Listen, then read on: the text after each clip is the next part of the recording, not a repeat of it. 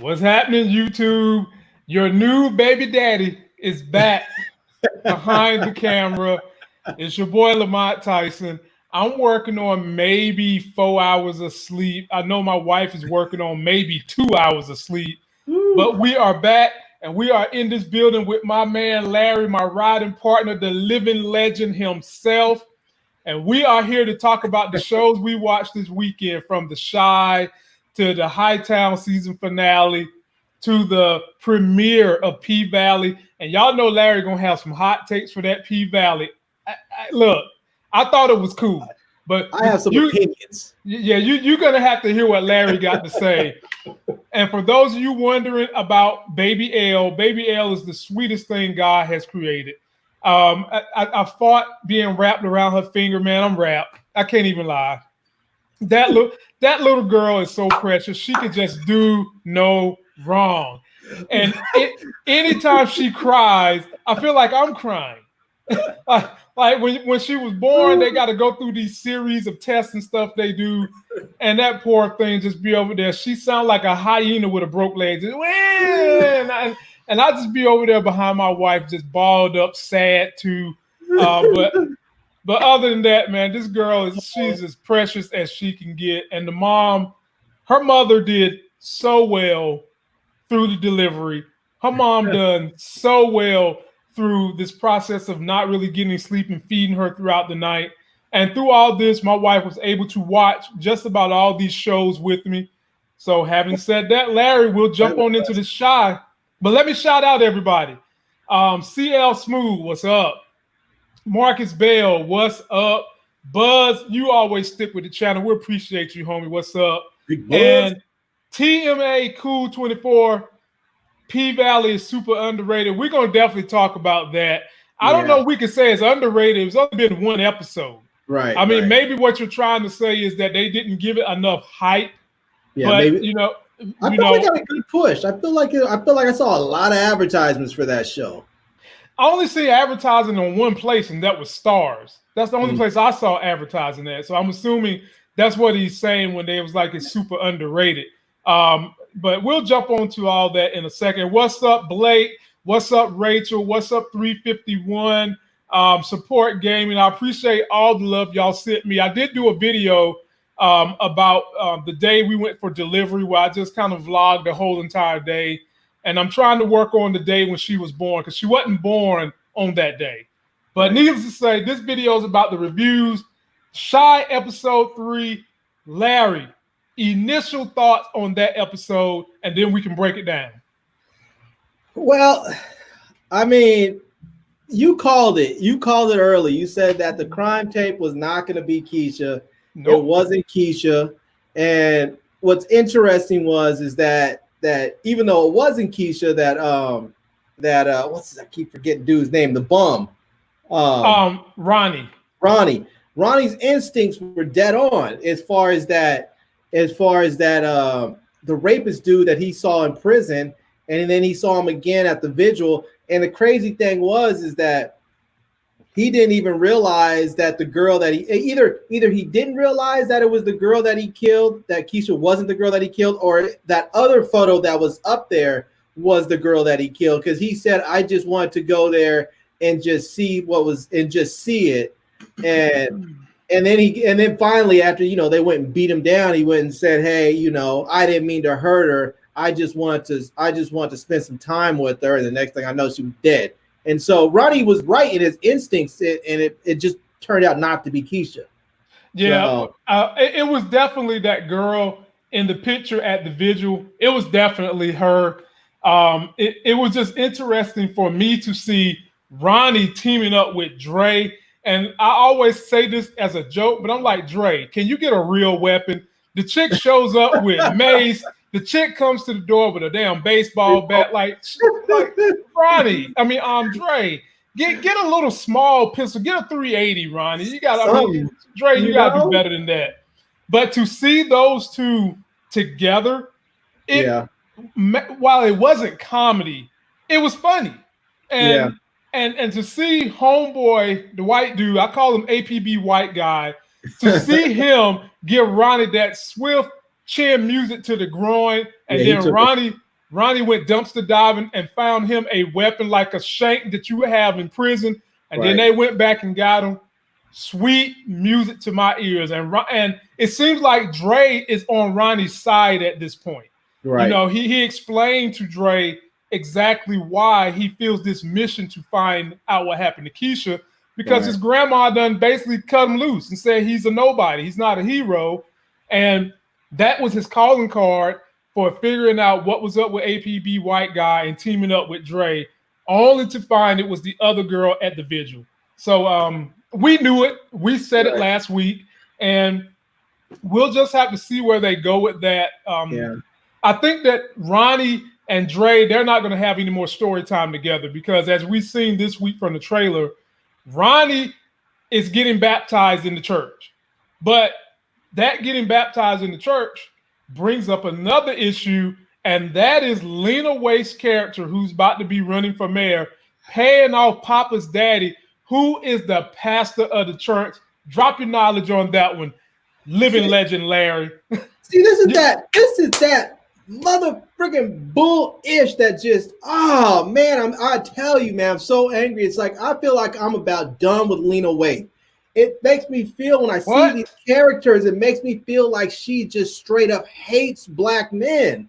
Like there is not a single good portrayal of a black man on this show. Let me break it down for you. Ronnie, the one in this season that they're trying to make it seem like he's going to try and do something good. This dude is an alcoholic and a straight up bum. I'm not talking about like, oh, he's a bum ass nigga. No, he's a bum. He's a homeless dude who knows he's a homeless dude. He wants to stay a homeless dude. He lives under an underpass and drinks all day and night and goes dumpster diving. He is the definition of a bum, and he wants to pretty much stay that way. His two friends, they're both alcoholics too. You have what's his name? Emmett. Emmett is up there. He's still the same. He's the same sort of trifling dude that he's been with, that he's been the entire time. Wait. I got to put the brakes on Emmett. Emmett's trying, but he's still a struggle man. He's trying, but he's still a struggle man. Why couldn't they just give him a little bit success? They can still have all the conflict with him and his girl. Why couldn't they just give him a little success? And the way that they show women can do men is just, it's just like they've said, okay, you men have done wrong forever, so we're going to abuse you now. Like the way that Lala did him when they met, show me your stuff. If that had been a dude, if a dude had been opened that door and told a woman, oh yeah, I heard you got that good pee, pull down your pants and let me see it. Could you imagine the outrage that would have had? That episode would have never even have aired. And now let's go with Kev. Kev is a great kid, as we can see, and they're already setting him up to be hyper violent. That dude's up there. They're in the chicken job or the pizza shop. Somebody says something about his sister. What's the first thing he does? Hauls off. Yeah, drops the dude. They're just set. And I told you at the beginning of the season, I think they're setting Kev up to kill somebody. And then the other black dudes, Trig, a hyper violent, closeted homosexual, that can't deal with his own issues. Duda, who's another hyper violent drug dealer. I mean, tell me where are the good? And then Papa's dad was like the one dude I was thinking, oh, maybe he's the one good guy in here, because they had Common in here that was the Muslim cat that was like, seemed like he was a good dude. He had his past and became a good guy. So I was thinking, oh, okay, maybe it's Papa's dad that's going to be the good guy, because he took in Ronnie. Got him cleaned up when he was all beat up and banged up, gave him some groceries, gave him some flowers so he can go take it to that woman. And, it looked like he might have been the good dude. But now, what do we see from him? He's up there. He's supposed to be a man of God. This is the other part I say. It's all this anti-religious stuff I see in these shows now, where they try and do little subtle jabs to try. And some of them aren't even real subtle, but some of them are just jabs at Christianity and religion. And don't get me wrong. Everybody can criticize stuff, but if you don't show the good along with the bad, but that whole thing is just like, so here we have another black man who might be a good dude, but instead, what's he doing? He's literally selling his pulpit to a gay, whatever I guess a pastor or something, whatever, a politician. And it's like, you're up there. How many? I don't know how many black churches you've been to in your day. I've never been to a black church where homosexuality was just open and good and okay. black churches are probably the most conservative places on this planet. And so what, he's just selling his pulpit out? I mean, and so even, I mean, and don't get me wrong, I don't have anything to say about homosexuality at all. My problem is the fact that he is selling his damn pulpit. And of all people, he's selling to somebody that he should be, according to the way black churches are generally, he should be opposed to. And he's selling it out. He's selling his pulpit out to her. That's just, there is not a single good depiction of a black male in this entire show, and I'm about done with it. Hey, what about the masseuse? Okay, so he's a prostitute. So that's a good depiction of a black man, a prostitute. Okay, and what about Papa? What about Papa? Papa's not a man. Okay, well, you went through the kids. You went through the kids, highlighting that they going bad, and Papa's not going bad. Well, I went through only Kev because I think they're setting Kev up to be a killer. That's why I didn't talk about the other kids. Emmett's not a kid. Emmett's a man. I only talked about Kev. I didn't talk about the other. I didn't talk about Jake either because Jake is a kid. Jake is not a good kid, right, necessarily, but he's a kid, and so he still has time to be good or bad. I'm leaving them out of it. But and then my next depiction would be, what if this is all she saw in Southside Chicago? Women who was having to be mom and dad, and the only men around was people like Emmett's daddy. What if this is what she really saw and is what she's depicting? Well, I'll say this: if these are the stories, or these are the voices of our black writers and our black directors and our black filmmakers, I don't want to hear their voice right now, because their voice is not accurate to black society. If that's the way that they see black men as a whole, if that's what their voice is saying, I don't want to hear their voice. Well, that's why I said what she saw. I didn't say as a whole, because if that's all that she saw and that's all that she's going to put out into the universe, because when you put something out there on cable TV, on a big platform like that, your voice is amplified to, way louder and way farther than any voice that you or I have. And if she's going to put that out there, if that's all she knows and that's what she's putting out there, I don't want her voice to be heard. I don't want her out there. If that's, I don't care if you talk about the good and the bad, but where's the damn good? Where's the balance? Where are the good brothers out there? You're going to tell me that throughout the whole south side of Chicago, there's nothing but just shiftless, dirty, bum-ass dudes? That there's not a good male out there? They had Common. Like you said, they had Common. Where's he at? I even see a picture of Barack Obama in somebody's house on this season. In the background, I saw Barack Obama on the wall. It was in Keisha's room. Yeah, see? Don't that count for something? No. Golly, man. And I'll be honest with you, this whole thing that they do with Emmett,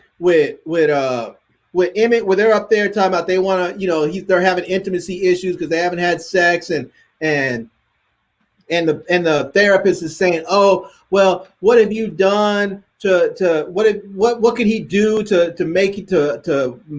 foster a sense of intimacy or something to make you want to have sex? And she's talking about, well, he can start off by doing the dishes or something like that. And here's the thing that gets me. I hear this bull ass all the time when it comes from people. Oh, well, if you just did more stuff around the house, if you just did this, or you just did that, or men just did this or that. Here's the thing. Emmett is out there hustling to have a legitimate job. She is a motherfucking drug dealer. A drug dealer.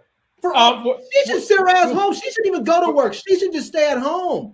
Because he's actually trying to do something. And what her thing is, oh, he's not doing the dishes. No, because he's busy actually trying to give you and his child a legitimate life.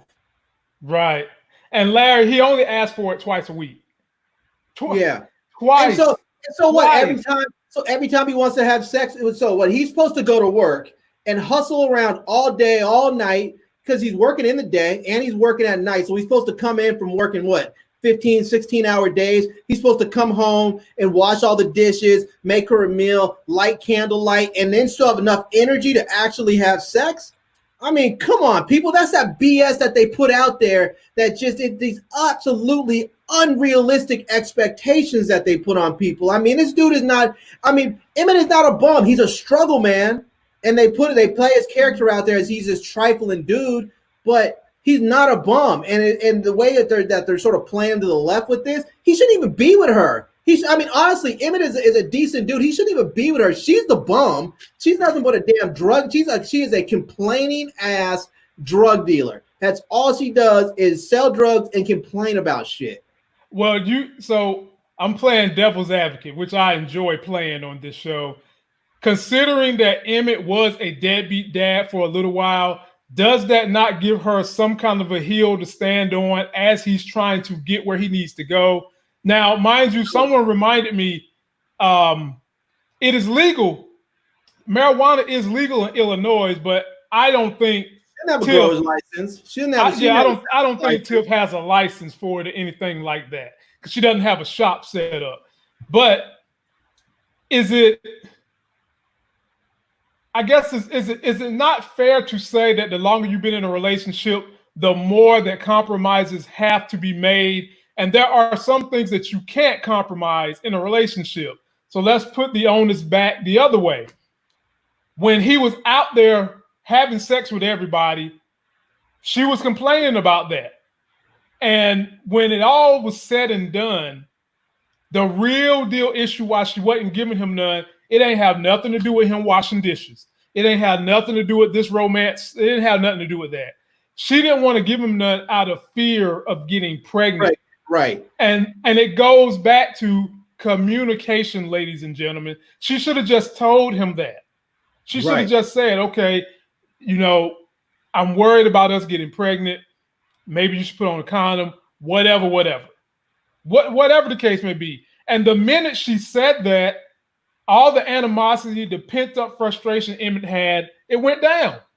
Right. It went down. Then he went and talked to Sonny and did do a romantic gesture. But ladies and gentlemen, a romantic gesture every time you want to have sex in a relationship, I know some women are out there rolling your eyes, but I know a lot of married women are like, this is what Lamont's about to say is true. It just don't happen like that, ladies. It's not a fucking fairy tale. No, and if you have to do that every time, it really becomes transactional, and it gets to a point where you start to actually take the romance out of it, and someone's going to become resentful because they're going to be like, wait, I have to go through this every time I want to be intimate with my wife. It's not like Keisha's out there working 15, 16 hours a day like Emmett. She sits around the house all day smoking weed. And I mean, it's not like she's up there. I've seen some of these moms that are great moms where they're up there doing all kinds of crafts and activities with their kids. They're up there stimulating their babies' minds. Keisha's got her kids sitting over in the corner while she's rolling dope and smoking weed. I mean, come on, don't even smoke weed in your house with your baby. I mean, first of all, I mean, this is ridiculous to think that I'm addressing Rachel here because she asked me, she said, this is not unrealistic. Are you married? I am married. I've been married for 15 years, and it is unrealistic when you have one person that's basically doing nothing. I mean, I get it. My wife and I both work, so I get it. We split the chores. We have some very just simple rules for the house. She loads the dishwasher. I unload the dishwasher. It's simple. We do cooking. We split our cooking. I cook 2 days a week, and then she cooks 2 days a week, and we just alternate every other day. That's the way we roll. That's a big difference because we both work. She doesn't do shit. What's her name? Doesn't do anything. She sits around the house all day. And smokes weed in front of her kid while Emmett's out there hustling. So no, it is unrealistic. And on top of that, her request was BS anyways. Because like Lamont said, her real issue was she was afraid of getting pregnant. So her talking about do the dishes, that was just a little add-on because she was trying to get rid of some extra chore that she didn't want to do. Perhaps. And then we move right along to Sister Girl that has stolen Kevin's heart. Now, this is the rumor going around with this, Larry, because I mentioned in my trailer yesterday, there's going to be some dissension in the ranks with the fellas. And what the rumor on the street is, it could be while she's jonesing for Kevin, Jake might slide up in her DMs and cause a rift between the fellas and with her. because if you saw the episode, you see where her daddy is some kind of big time something. He's got money. Right. Jake goes and introduces him to Duda. And, you know, they might have a relationship. They might be spending time together because of the campaign. Next thing you know, Jake and Sister Girl done wham, bam, thank you, ma'am. Kevin mad at everybody. Right. How do you feel about the dynamic they're building by bringing in this? Everybody's got a girl right now except for Jake. Right. And I think that that's not by accident. No. Thoughts, Larry? And they had some foreshadowing on that already because when they were at the pizza joint, he kept calling her a bitch, and Kev said, "Call her a bitch one more time, and I'm gonna fight you."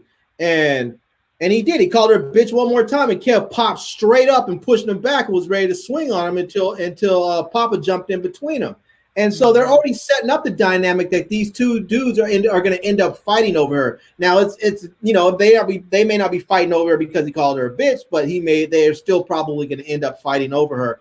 And I can see that very thing where it's you know, where maybe the chick is thinking, I don't really like Jake like that. I like Kev, but then when her father's like, you know, this is a nice young man, you know, he's from an influential family. I think maybe you guys should hang out, or maybe that, you know, Duda goes over to her dad's house to talk about politics or something, and brings Jake along, and something happens. Then I definitely see that story happen. There's going to be a rift because of that, and I'm not sure how it's all going to turn out, but I mean, I hope it doesn't go that way, because I hate to see brothers, you know, fall out over a girl. There's so many girls and guys for everybody in the world. There's no need to fight over them. So, yeah, well, let's hope it doesn't go that way. Last point on the Shy, I have been hyping up the arrival of Candy Burris, and when she was walking to Duda's office, they was playing this music. They had her hips swishing, her shoulders moving. I was like, damn, she about to lay it down. And that superstar just flamed out like a supernova. I know. What the hell happened with the character? I thought that she was thrown in there to shake things up. I know, and at the end, it seems as though she still has feelings for her estranged husband, and he really don't care about her at all. So what? And I also mentioned my theory is that to help him, the sex scene that she's supposed to have might be with Lena Waithe to get Lena Waithe in trouble and mess up her opportunities to become mayor. Thoughts on that one, Larry? It could be. I mean, it could be. It's I mean, I agree with you on that. When they brought her in, it was like they showed this whole scene where they have her walk in and you see the hips swaying, but they don't really show you who it is. And then it's like they're like holding back for this big reveal. And it just fell completely flat. Like her whole introduction just fell completely flat, you know? Yep. I mean, it would have been better. It would have been better if they did something, even if it was something sort of comical, because then you can see like one of the women that worked in his office there was sort of hanging over her shoulder, and she had her jaw half open, like, who is this chick? And when she said this is her, you know, he was talking about his wife. And it would have been better if maybe she rolled up in there and just shut the door behind her, and then everybody, then they turned the camera around to show everybody in the office, and everybody had stopped working and was like, "What the?"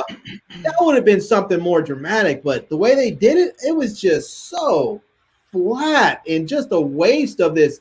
I mean, everybody knew Candy Burris was coming. They knew this character was going to be introduced, and it just added absolutely nothing.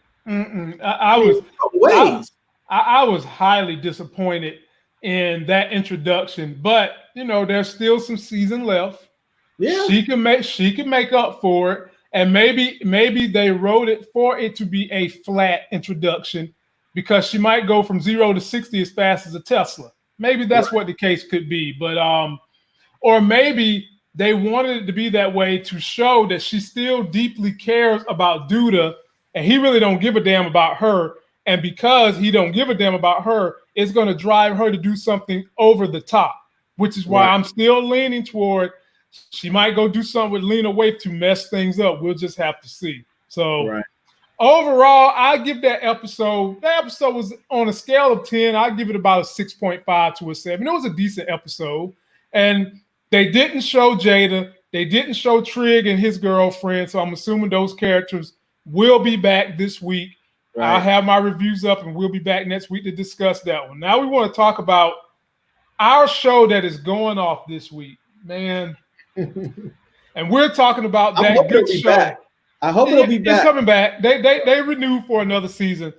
The good show that we've been watching on Stars called Hightown. Ladies and gentlemen, the finale was yesterday.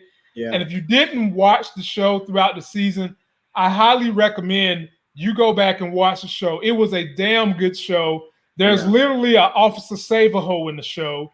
They have a whole lot of lesbian twists going on now. They do have that. But they've got a good storyline that keeps it entertaining.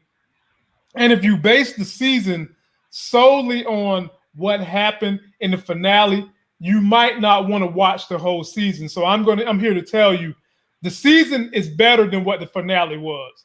The beginning of the finale really wasn't that great, other than us seeing Junior being pronounced dead. Yeah. It did pick up maybe 30 minutes into the show when things start coming apart. So Officer Save-A-Ho finally got caught up with Renee, who is Frank's baby mama. Frank is the main kingpin in jail. Well, what did she do? She set up a camera when Save-A-Ho goes to her crib and she gives him head. She set the camera up to record him because she was his CI. Yeah. Right. And you knew that was coming. When the way they set that scene up, you knew it. Like, oh, what are you doing? What are you doing? And she was like, let me take care of you. Mm-hmm. You knew that's what was happening. I was surprised he didn't know that was happening. But I guess he was just so dumb and, and ready for it that he just let his good sense go out of him. But well, I think a part of him actually cared about her, even though he was using her, but she was using him too. And really the catalyst to this whole thing was, at some point in time, I feel like she was a junkie. And well, I guess she still is doing drugs a little bit. But the person that satisfied that itch wasn't Officer Save-A-Ho. The person that was satisfying that itch was Frankie. And Frankie put a ring on it. He put a ring on it to start the show. And when he put that ring on it, she left out there happier than Daisy Duke from the Dukes of Hazzard. She felt like, I got my baby daddy back. He's got a plan to get out of jail. And she did her job of using Officer Save-A-Ho. And you had to know he was going to get it sooner or later. This was the third CI he was dealing with, not to mention in the same episode, to put the squeeze on Osito, did you see him throw a bag of cocaine into this girl's car? Yeah. Yeah, I don't know if that was, I was unclear. I wasn't sure if he threw it in there or if it was just in there. But no. He tossed it in there. Because she never said like, oh, that's not mine or anything. Like I was thinking, okay, maybe she just had it in there and he found it. But I guess, it made sense that he threw it in there because he was going to arrest her. When he pulled her over, she wasn't leaving, no matter what. She wasn't leaving. No. And I spoke about how I felt like Osito was the type of character who plays chess, not checkers. Right. And in last night's episode, and we're talking about the show Hightown, ladies and gentlemen, it comes on Stars. And in last night's episode, the way it went down with him, it felt to me like they turned him into a checker player and not a chess player. Yeah. Because why would you roll up with your McDonald's bag? Yeah. Walking up to a scene where the police done broke into your cousin's or uncle's crib, and then you get into a shootout with someone who's an officer of the law in the middle of the street. A federal agent. Because he knows who she is. They've had encounters before. He knew who and what she was. So it wasn't like when he drew down on her, he was thinking, oh, I'm just going to shoot some random from rando or something. He knew he was shooting at a federal officer. They were never going to let that dude get it. I mean, unless he got up out of the country somewhere, there was no way they were ever going to let him just walk away from that. Mm-hmm. And I mean, it was just, and we've seen him in the past when they came to arrest him and he just simply said, okay, I'll come with you. Because he knew what the deal was. He knew that basically he didn't have anything.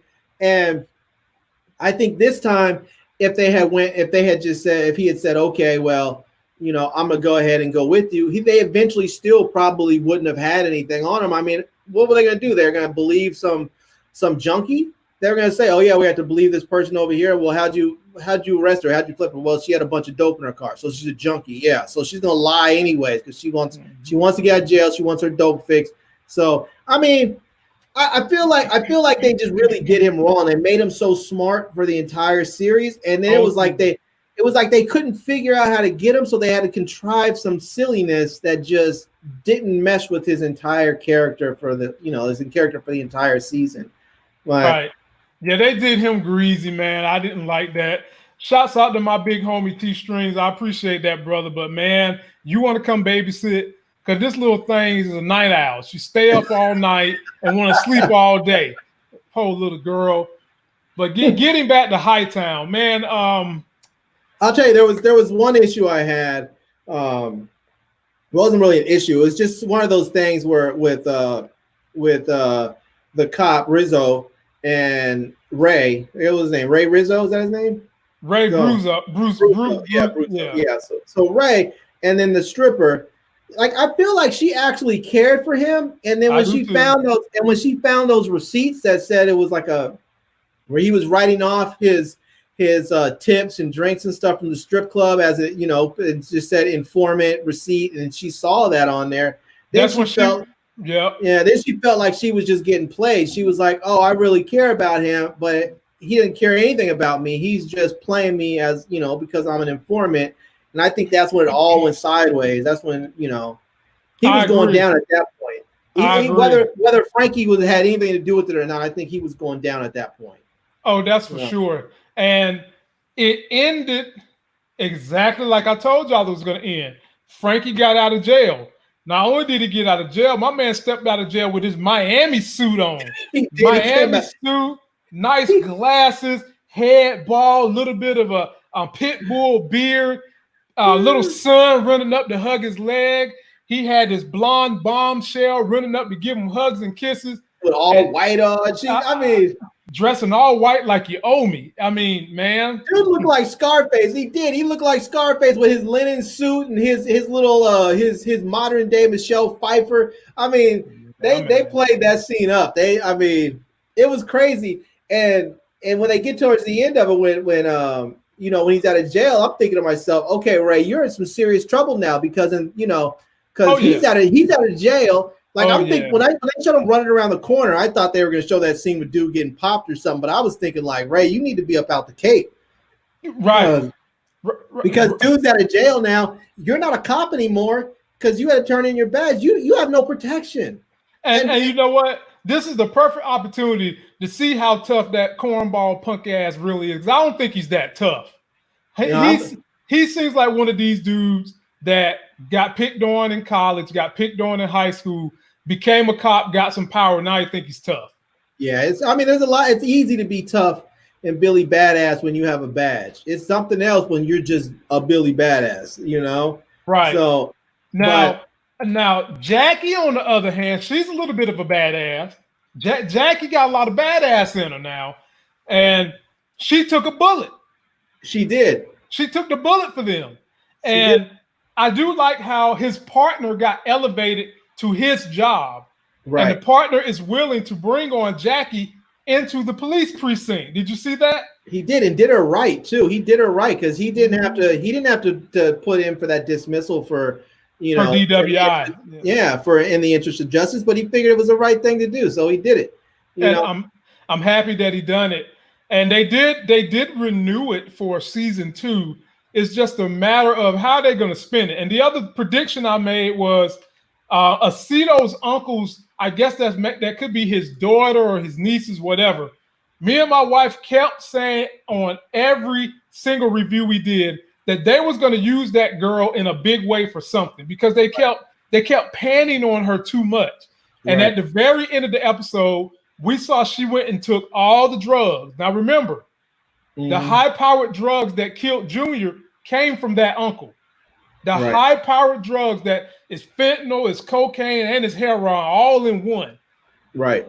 They've got the stash now, and they caught a bus to Cape Cod to say they about to establish the drug organization. These chicks can't be no more than 16 and 13 years old.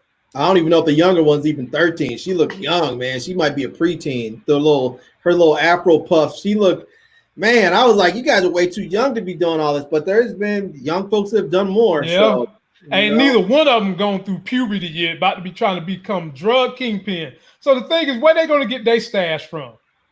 Well, they have a nice stash right now that they picked up right before they left. So they have a nice start. And once, I think the biggest thing is they're gonna have to get a connect, because if they sell that stuff, they're gonna have money. They just gonna need to get a connect so they can re-up. But so check this out. Our homegirl Moochie shouts out Moochella. I'm gonna send you a picture of Elle in that swing sooner or later. She just won't stay in it that long right now because she's still going through that. She likes skin contact. But as soon as I get her to get in there and get quiet, I'm going to send you a picture. Moochie has been following this show the whole time. And we're talking about her girl, Jackie. And Moochella is very happy with the way Jackie handled herself this particular episode. And I am too, because Jackie needed to pull it together. Yeah. But I would say I'm happy with how Officer Saberho got done. I'm happy with how Officer Saberho's partner got elevated. The only thing that frustrated me about this show was the way Aceto was done. Now he's about to flip on Frankie, possibly.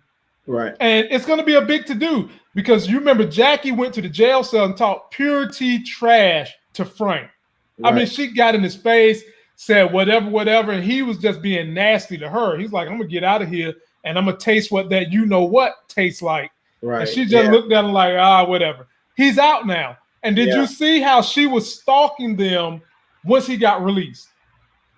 Well, she said even when she was when she went to Ray's house, when they were in there, she said, we should kill him. We should shoot him. Mm-hmm. And he said something about, but it'll have to be with your gun. And she just gave a little smirk. She didn't say something like, nah, I'm just joking, or nah, she didn't just chuck her. She was like, she said it, and I think she actually meant it, like, nah, we should shoot him. Because I think she's like, okay, this dude already threatened me when I was, I saw him at the jail. He killed my boy, through Aceto. He killed Junior. I think she's thinking like she seriously wants to kill him. And I think Ray, even though Ray might be sort of like half like, oh yeah, we'll have to do it with I think Ray might be on board with it because I think he's gonna realize his life is gonna be in danger, that he's out. So I'm interested to see where they go with season 2. Who are going to be the new alliances? I guess it's safe to say that Jackie cannot align herself with Officer Saberho if she's going to be working with his partner in the police precinct. He ain't going to be going for that. And we know Frank is going to come reestablish his business. What is he going to do about Aceto? Because they basically about to get Aceto to flip. And what is going to become of Aceto's cousins, those 2 little girls that got the drugs now? I'm not sure Aceto's going to flip because, like you said, he's a chess player. So I wouldn't be surprised if he started playing like both sides of the fence or something. Like if he told like Frankie, like, hey man, they want me to flip. It made it seem like he was going to flip and was sort of working that angle. So I'm not entirely sure he's going to flip, but he might. He might. I will say this. If Lena Waithe, if you happen to, by some stretch of the imagination, end up watching this show and you see this, this is how you make a show with black men in it and you have balance. You have a guy, you have a good guy that's a black dude in here, and the cop, that dude that played Alan, whatever his name was, in the cop named Alan.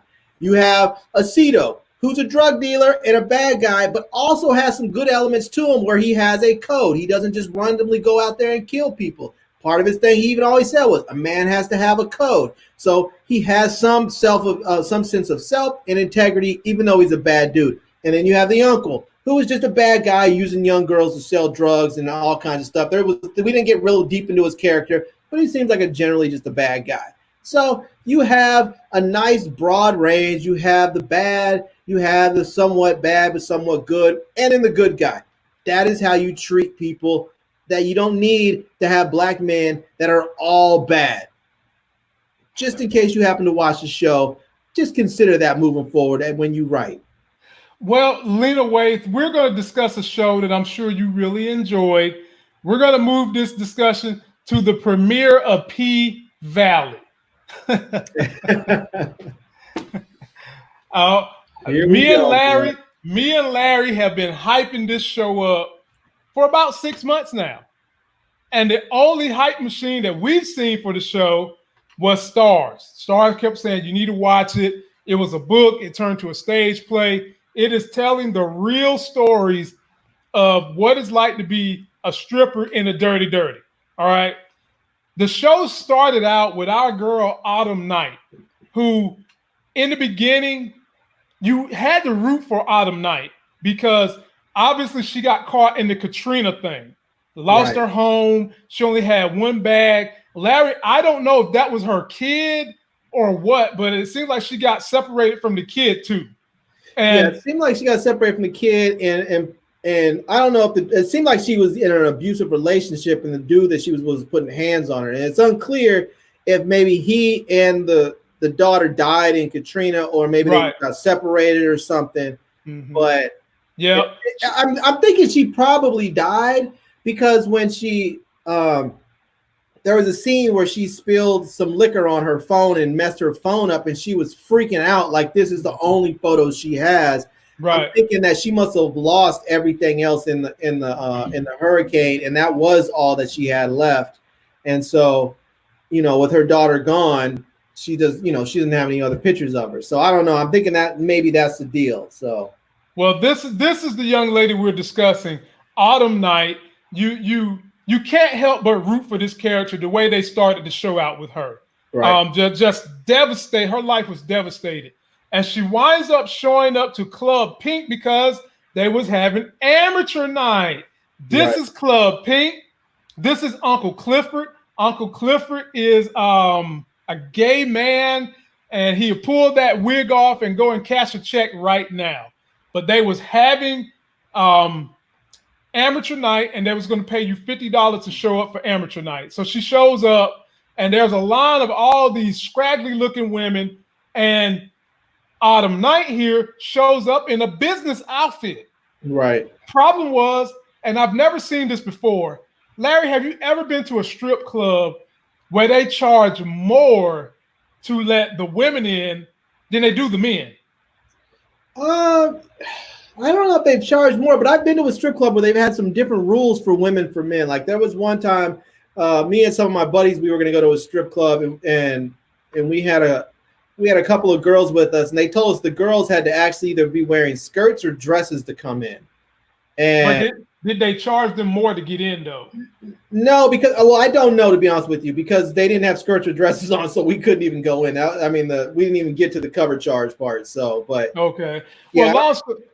Long story short on that, she didn't have enough money to get in, and the bouncer at the door, he almost reminds you of a bigger version of Ghost. His name is Diamond. The bouncer at the door's name is Diamond. He wouldn't let her in. She didn't have enough money to get in. Somehow, hook or crook, she gets in the line, she gets in, and she knocks it out the park. She wins amateur night. And then she asked Uncle Clifford, which is this guy right here, can she get a job? And, they start having jokes on her saying, what you think, this is Zip Recruiter, whatever. But she gets the job. And immediately they go into the light skin, dark skin stereotype. Right. So if you enjoy a show that is not afraid to go into the tropes of being country, being from the New Orleans area, talking about light skin versus dark skin, talking about gay men running clubs, strip clubs, this is going to be the show for you.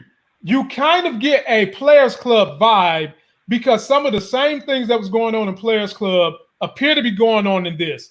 You have Autumn Night, who is displaced, and y'all can remember a homegirl from Players Club who was displaced. You have a club owner who don't know how to run his business correctly with Dollar Bill from Players Club and Uncle Clifford here, because Uncle Clifford, his business is struggling so bad, he can't even go and cash checks at the Korean store. The Korean store hemmed him up and said, we'll take your business, you write another bad check. Okay, you got that element going. Then you have the senior booty popper in the strip club who's getting ready to retire. And I'm talking about this chick right here, Mercedes. Yes, Mercedes. And she can make it clap from the top to the bottom. She know how to get up and down the pole. She was doing acrobatics I haven't even seen them doing in the Olympics on that pole. Yeah, like, there's serious pole work. Yeah, she's an athlete. Well, she is charged with trying to groom Mercedes, and from jump, she doesn't like Mercedes. Autumn Night. She's calling Autumn Night these light-skinned troughs. Just, you a light-skinned this, you a light-skinned that. Now, mind you, ladies and gentlemen, Autumn Night has not rolled up into this show acting like she's all that. She has not run up in here and said, because I'm light-skinned, I'm everything. Right. Autumn Night has been very meager, very reserved, very quiet, very unassuming, as if she doesn't want the job. And so they get into a little bit more of the backstory of Mercedes, who just tells Uncle Clifford she's leaving the club. Her backstory is she's from the church. Her mom is into the church, and she's in the church giving away a lot of her stripper money to the church.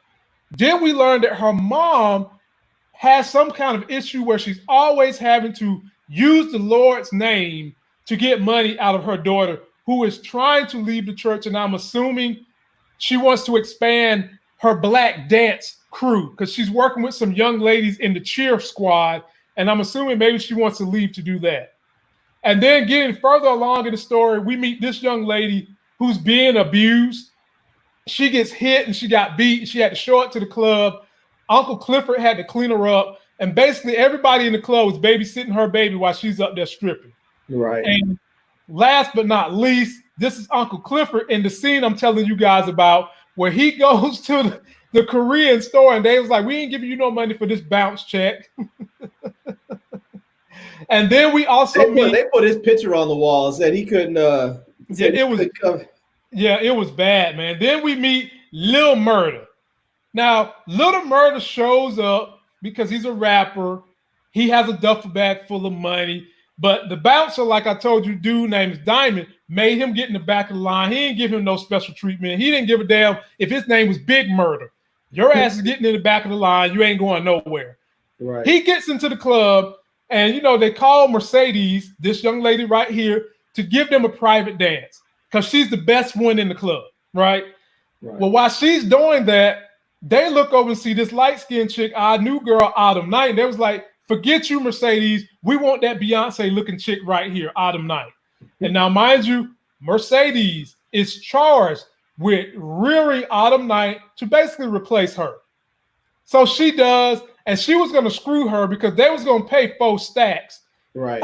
Mercedes says, they're going to pay me $1,000, they're going to pay you $1,000, blah, blah, blah.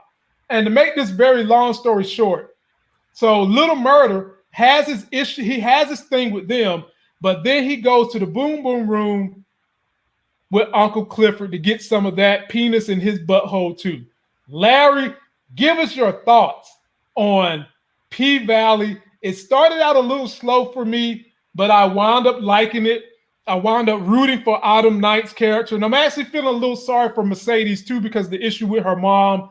But I'm anxious to hear your take because I know you chopping at the bits on this one. So here's a couple of issues I have with it. Let me put his picture up for you. I already know what you're about to say. Go ahead. No, I'm not there yet. I'm not there with him yet. Okay. So first of all, it's a show about strippers in a strip club, and we go 30-something minutes into this show before we even see a titty. I mean, come on now. This is on Stars. On Stars, I mean, when they were on Power, I mean, they were naked every 5 minutes. Larry, we go 32 minutes and before you see a titty. Larry, strip club. Larry, it's called creating a narrative. It's called Larry, it's called setting a standard for a story based around a strip club. If they would have, and the strip club's name is Pink, by the way. That's the name of the strip club. If they would have immediately jumped into stripping, you would be bashing the show because it would have been a cliche. It'd be stereotypical. They could have could have opened up with a scene where they go in there and the club is popping, everybody's throwing stuff, and there's girls dancing on stage. They could have opened. I would have been more than okay with that because it is a show about a strip club. If any of the producers are watching this show, because I know at least one of y'all watch my reviews, I had nothing to say about the way it started. I enjoyed watching the destruction of Autumn Night's life, and I'm interested to see more about what happened to her. I thought they did a decent job with the character development for her so far. They've done a decent job with her, no doubt. I think it did start off a little slow. I wish that it had started off a little bit faster pace. That was one of the reasons why I thought it would have worked out nicely if they had. There you go. A faster pace. You just wanted breast shaking. See, there you go, man. Breast shaking. But I think it would have been great if they would have started off where they, like they started off showing the whole sort of Katrina thing. They were giving us some background about, why what's her name was sort of in a bad place. They show her pulling her suitcase out. Inside this suitcase, she has all this fancy stuff, like some red bottoms, these Yves Saint Laurent, purses and clothes. So we get it. It seems like she was coming from a place either where she had some money or somebody in her life had some money that was sharing with her. So, and I'm assuming that she wasn't someone that would really had a gang of money. She must have been with somebody that was giving it to her, because I can't think of most women who come from money that if they lose everything, the first thing they do is hop off a bus and go to a strip club. That just doesn't see that. She must have already been in that life at some point. Maybe not, man. I mean, sometimes when people fall from grace and you have a devastation, like let's just say she had money and she lost her family. Let's just say she lost her kids. People go to some dark place. People start drinking. People start abusing drugs. Maybe this is the way she wants to abuse herself. The first place you go though is decide to start. Anyway, maybe you're right. Maybe she just went to a dark place. Okay, that's fine. I think she was living that life on some level before that, because I think she seemed to be more than comfortable going and she there. Might. She might had been and got out of it somehow. Right. So I was, I wish they would have, I was okay with them showing that part in the beginning, but I wish when they went to Pink, I would have been happier if they had a more fast-paced scene in there where they came through, they were playing some Louisiana bounce music and they had the girls dancing, the club was going crazy. Like they showed it sort of, but it didn't really work. It didn't really work. They should have. If I was the studio head and they came and showed me that scene, I would have been like, you need to go reshoot that scene. Either you need to reshoot it or you need to recut it, because you need to amp up. You need to put that energy level up a little bit more. I just didn't feel the energy in there in that opening scene. So, but I think they did a fine job with it. You one of them dudes that want to start drinking 10 o'clock in the morning, huh? Like, no, let it get past 1 o'clock before you start having the drinks, my man. They had to set the story up. They had to set it up. This is an episode that should have been like episode 3. This is like and I don't mean like it's like the pacing, everything. This is like an episode 3 episode, because then you watch episode 1, you watched episode 2, you're like, oh, this is a pretty dope show, I like this, I'm gonna get it. And then episode 3, bam, they slow it down a little bit, they're telling more stories, they're giving more background. The first episode, you want it hyped up, you want people excited, so people are like, oh damn, you should have seen P-Valley, it was hyped, this show's gonna be lit. And instead it was like, well, I'll wait, I'll give it another episode or 2 and see if I like it. If not, I'll dip out and just be done. That's where I was kind of left with it. I would have rather have come out of episode 1 hyped up like this is gonna be bomb. And maybe I'd have been disappointed. Maybe I wouldn't have, but I probably would be more excited and willing to talk about it with people and say, give it a shot. Because right now I'm just like, I'll give it a few more episodes to see if it turns into something. Yeah, I'm highly intrigued by the 3 characters that they're focusing on. I definitely want to know more about what is Mercedes' plans. I want to know. I want to know what's going on with Mercedes. I definitely want to know what's going on with Autumn Night. And I'm kind of curious to know the type of trouble Uncle Clifford is about to get into. Because we done seen Uncle Clifford, what was the saying they had on Players Club? You make the money. Don't let the money make you. Right. Uncle Clifford is willing to let the money make him. We've seen that clearly last night. Yeah. So I'm interested in what they're going to do. And there was one more character of mention that they showed late in the episode that my man Copeland Studios is talking about. What was up with the guy that kept taking pictures of Club Pink in the parking lot late at night and told Autumn Night that he was in real estate? Yeah, he said something like he worked for somebody that was some client that was in real estate or something, and he was showing. And then she stood out there. She wanted him to see her because when she got off of work, she stood out there like she was waiting for him to keep taking pictures. I think she wanted to be in his shot. And what do you think he is? I do not for one minute. I think he's some sort of creep that's going to end up hurting the girls or something, or going after them. Or I think he's a private investigator working for someone who might have a restraining order on their husband or boyfriend, because they're obviously playing the storyline that some of these women are battered and beaten by men, and maybe some of them have escaped men in other places. I could easily see Homeboy being some side-eye private investigator. I was thinking that briefly. I thought like, okay, maybe he was looking for her, maybe even since he got out of the car and made a point to go talk to her. And I was thinking that because looking from all the stuff that she had, all the fancy clothes and everything, like maybe she came from some money, which wouldn't be unreasonable to think that if someone was actually looking for her, they had enough money to hire a PI.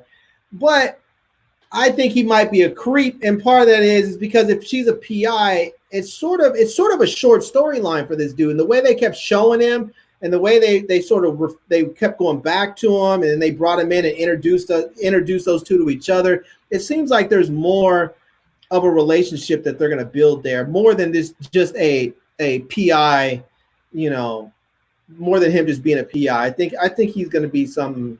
I think he's going to be a creep of some sort, but. Yeah, probably so.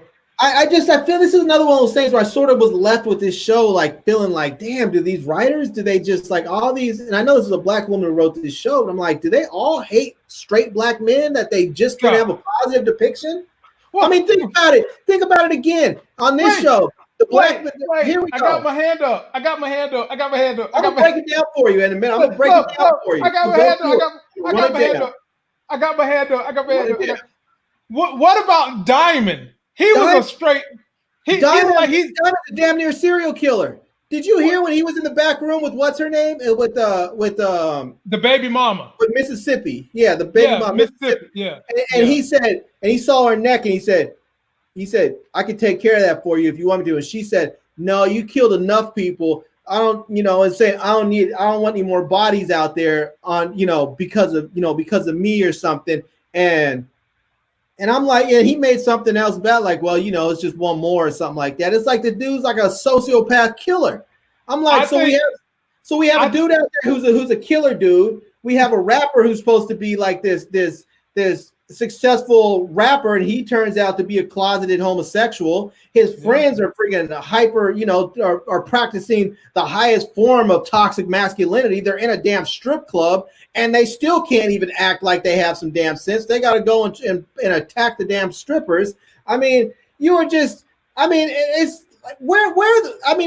we going to see any depictions of straight black males that's positive, or are we just going to sit here and accept this hate? I mean, because I can tell you right now, I'm a straight black man that's a good dude. You're a straight black man that's a good dude. My dad was, my brother is, my friends are. I don't see all that. And I want to know where it is. I mean, why is it that we're supposed to believe that all straight black dudes out there are either murderers like Diamond or toxically masculine, or we just don't exist, Well, because you got to think about the shows we're watching, The Chi, P-Valley. Why would these type of dudes be involved in any of that stuff, Larry? Other than if you're depicting a mayor, a politician, a doctor, or someone in that ilk, why would they even have to you want them to depict the bus driver or the dude working at the grocery store? These people, they're depicting what sells records. People want to see train wrecks. and that's what they're depicting with these characters. So I guess you would and like I'm okay with them showing train wrecks, but they have to have some balance. Every black male in the country is not a negative image. There has to be some balance, and they're not showing any balance. It's all they're showing when they show these images of black men are negative depictions of them. That's why partly I say I think I might be done with Lena Waithe in some of these stories. A part of me feels like if they can't show some positive images of it, I'm done. Like even on Power, when you looked at Power, this is because I think partly because it was the show was from a black man. Like Ghost was a freaking crazy murdering dude, in a drug dealer. But at the same time, he had some ambitions, and he had a sense of self and character. He wanted to get out of it. He wanted more for himself. He wanted more for his kids. He wanted more for his family. I mean, they mixed in some sense of the good and the bad with that character to try and bring some balance.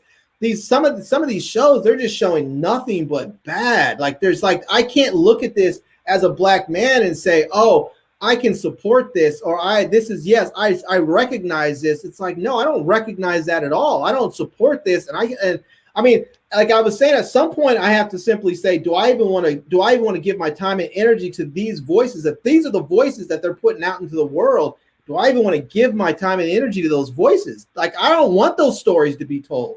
If those are the only stories they think that black people have to tell, I don't want them told.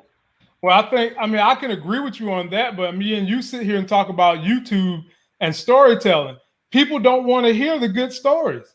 They only want to hear trash. But I mean, I'm with you on maybe you leverage your trash with something good.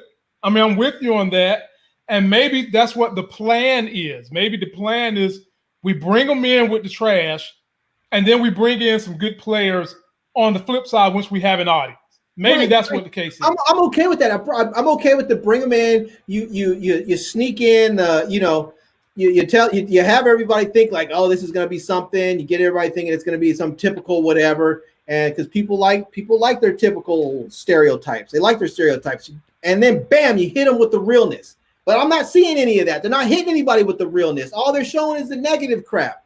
And I can't get out with that. I don't want to watch all that. I don't want to watch every single show that I watch. All you have is just negative depictions of straight black men. It's like, no, that is not how we are. There are a lot of us that are good dudes. And I'm not seeing it. And at some point you have to ask black women, why are you writing this shit? Why are you constantly putting that out in the world? Why are you writing it? They could be writing it because that's all they've experienced. Then we need to find better storytellers. We need to find different storytellers. We need to find storytellers with some balance. You know, I mean, why is it right now? I feel like right now, I mean, 50 Cent's doing good things. He's showing balance. He's showing good and he's showing bad. I'm not talking about you have to make some show like what is that? What those shows like with that they used to always make it. I feel like in the early 2000s with these brothers that were all doctors and engineers, and they all lived in fancy houses in West LA or something. And MTV Cribs. No. I'm just talking about like those shows like with Morris Chestnut and Michael. I'm not talking about those shows where everybody's ridiculous and beautiful and wealthy. I'm not talking about those shows. I'm just talking about like I feel like 50's making shows, at least from what I've seen, where there's some balance. We have brothers that are good, brothers that are bad, brothers that are good and bad. And that's the way it should be because that is the way the world is. Well, check this out. I'm with you on 50 Cent. But it shouldn't be where you're just only showing, only best. If you're, because this is the problem. When white people show black men that are just being bad, black women too, but right now we're talking about black men. When you just show black men being bad and white people put that out, people get offended. They say this is terrible, yada, yada, yada. But what it seems like the studios have done is they've gone out and said, okay, if we go find some black women that will tell these stories, now we can get that same message out, except now it's validated because now we can say, oh, look, it's a black person who wrote this story. It's a black woman who wrote this story. It's valid. We can't. And some of them will say, like with Lena Waithe, oh, well, she's part of the LGBT community. We can't squelch her voice. That's wrong. We can't squelch her voice. Well, if she's putting out bullshit, you can and you should. And she needs, I'm not saying that she needs to go away forever, but she needs to bring some balance to her damn stories and her characters. And if she can't do that, or she won't do that, then yeah, we need to get rid of that voice. That voice does not represent the entirety of our community. And when she puts her stuff out there because it's amplified so loud and so broad, that is what people think of as the whole of our community. So if she's not gonna bring balance, then we need to get rid of her and find somebody that will. Well, all I can say is good luck with that, because it's hard to get your way from. It's hard to tell the true narratives of stories because they don't have enough excitement for them. If somebody was to come write My Life of Yours. Now, first of all, we're not making $80 million a year. So we automatically at a disadvantage. Me and you ain't gang banging. Me and you have both been married a decade and more, and we've done everything the right way. Nobody wants to see that. I mean, nobody wants to see a common story about a common person. That's not what they want to see. Here's an example. Here's an example of something. They could have done the same story with, like, in P-Valley, right? Yeah. You still could have had Uncle Clifford. Well, Yep. what if Diamond, instead of being some crazy murderer dude who has a ton of bodies on him, what if he had just been like a cop who witnessed something, who was witnessing terrible things, got tired of it, and said, "F the force, I'm leaving because I'm not gonna sit down and just take it what they're doing." So he left, and this is where he ended up as a bodyguard or a bouncer at a club. But he's a good dude. Why would his character be any less valid or important if that was his backstory? When I was raising my hand and you didn't let me get my answer in, I was gonna say I think his backstory is of military and he's got PTSD issues. Watch. Can you not get behind the character then? If that's the case, but that wasn't what they said. But it sounded like they were making it sound like he had, because when they were talking about I don't want you to have any more bodies over here. They like named a specific area where he had been killing dudes. Like he used to run some spot over there, or he used to be like he used to be a dude that was doing wet work or something. Yeah. So I mean, it didn't sound like he was somebody that was in Afghanistan or in Iraq that was putting down terrorists or something, what we thought of as terrorists. No, it seemed like he was just up there doing dirt. Like he was just a straight up criminal. And the way that he was just so cavalier about it seems like he's a sociopath on top of that. So, I mean, maybe I didn't get the other guy's name, but Uncle Clifford has a partner. And I forgot the guy's name. Maybe he's got a good backstory or something like that. Maybe, but I don't think dude has said even a single word yet. He said 2 words. You need to fix this. That's all he said. Right. That's all he said. So, look, man, maybe you need to get to writing and write a good story. Let me be the lead, by the way. Have me overcome some crap that I ain't never had to go through, every black man who's educated has had to go through something. I'm just here to tell y'all that. They might not talk about it, but you went through something. You write the story. You have me overcome these insurmountable odds, and then maybe we blow up. Maybe deuces and marrow. Then maybe we blow up. Yeah, maybe I'll have to write it. Like I say, I mean, if you don't like the stories being told, write your own. So I guess I'll have to sit down and start writing. Yeah, man. So we'll end right about there, ladies and gentlemen. I'll be back on Wednesday. I'm trying to get in here and try to get as much sleep as possible. If you've ever had to deal with a newborn, man, them little suckers the first 2 weeks, they ain't trying to let you sleep unless you're a vampire and you want to sleep in the day.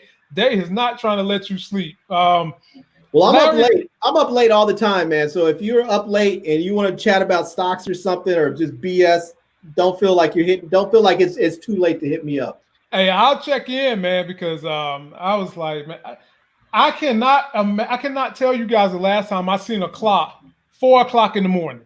I can't tell you. I just seen it the other day and last night, and but I think this little girl is definitely going to be worth it. But having said all that,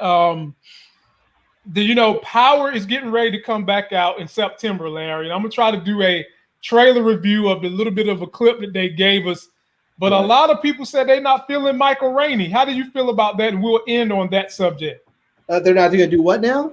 There, a lot of people said they're not feeling Michael Rainey as an actor to carry a show that had Ghost as the predominant person. How are you feeling about Michael Rainey being the lead for the September premiere of Ghost Book 2? Wait, which one is Michael Rainey? He was the son. He was Tariq. Oh, Tariq, right? Yeah, I'll have to see how they are. I mean, I'm fine with Tariq as an actor. I just don't like Tariq's character, because Tariq's character, I feel like in order for a character to really work for me, I have to have some sort of empathy for them at some point, some sort of empathy or sympathy, something like they have. Like I can understand, I can understand that you have like Ghost and Tasha. You can have some sympathy for them. They grew up in a rough inner city area. They didn't always have the advantages that some people did elsewhere. They grew up around people that were bad influences, but then they still tried to make the best life for themselves and their family, even though they were doing it with a terrible way through drugs and murder and everything else.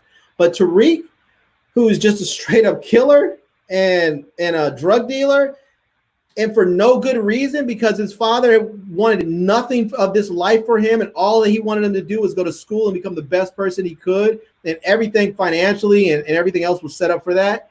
I don't have any sympathy for him. It's like if something bad happens to him, I'm just going to be like, okay. And I don't know how you really build a story around a character like that, because if your audience doesn't care about the character, then anything can happen to him and it doesn't have any sort of emotional effect. That's true. I think most people are really just hanging around because a lot of people are intrigued by the story they're going to do with Councilman Tate. They're very intrigued by that story. But more importantly, everybody really wants to see the Tommy story. That's what everybody's waiting on. What is Tommy going to do? Is he going to bring in 2-Bit? What is it going to be Tommy's story? And there's still a lot of people thinking and hoping that they're going to bring back Ghost. I don't think they're going to bring Ghost back at all. No more than to be like a vision, maybe in somebody's dream, something to that. But other than that, we're not going to see.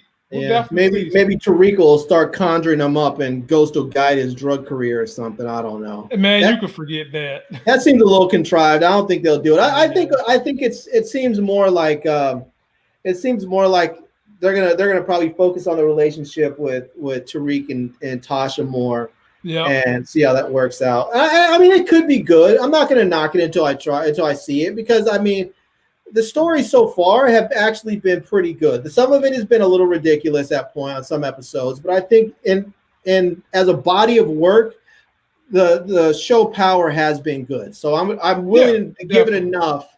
I'm willing enough to give it a shot. The Power Book 2 with Tariq, even though I didn't like his character, part of it is too is that even though I didn't like his character, now the show will be focused and centered around him.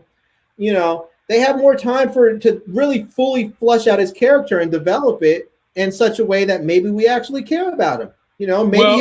Maybe he'll go through some stuff that we can identify with and start to care about him. I don't know.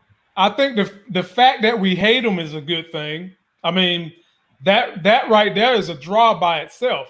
You might be tuning in to see how he messes up all the time, and you might want to be seeing when is he going to get caught, when is he going to mess up, what is going to be the story with him, who is going to be his adversaries. We'll keep it posted. But you still have to want that person on some level. Either you want them to succeed on some level, or you just have to even care about them on some level. Either you have to care about them like you hate them, or you have to care about them that you love. You have to care about them some way. Like with Tasha, that's what I think. I think everybody hates Tariq. They hate him. Who out there likes Tariq? Raise your hand. Ain't no hands going up in this house. Don't nobody like Tariq. Everybody in here want to see Tariq butt in the coffin. That's what they want to see. So, but I think, like you're saying, people still like Tasha. They have an emotional connection to Tasha. So, even though she just turned out to be a big dummy, I feel like they did her so wrong in that show. They did, man. Because I feel like she was another one that was sort of playing chess, and then they just all of a sudden decided she was going to play checkers and make her dumb at the end. Mm-hmm. So, well, ladies and gentlemen, being a new dad, I got to end this show a little early because you never know when you're going to get any sleep around here with that little girl. So until Wednesday, y'all stay safe. Put those masks on. Believe in the doctors, not the politicians. And we'll see you guys on Wednesday. Yeah, and check my channel out. I'm going to be doing some mask reviews because there's a lot of people out there talking about masks are not comfortable and they can't breathe. I've reached out to a bunch of different companies, and a number of them have already told me they're going to send me some masks. I'm going to do some reviews. So check my channel out. Those will be coming very, very shortly. Yeah, y'all be sure to tune in to Larry's channel. Link is in the video description. You all have a good night. And until that next Sex is Hell video, we'll see you. Peace. Peace.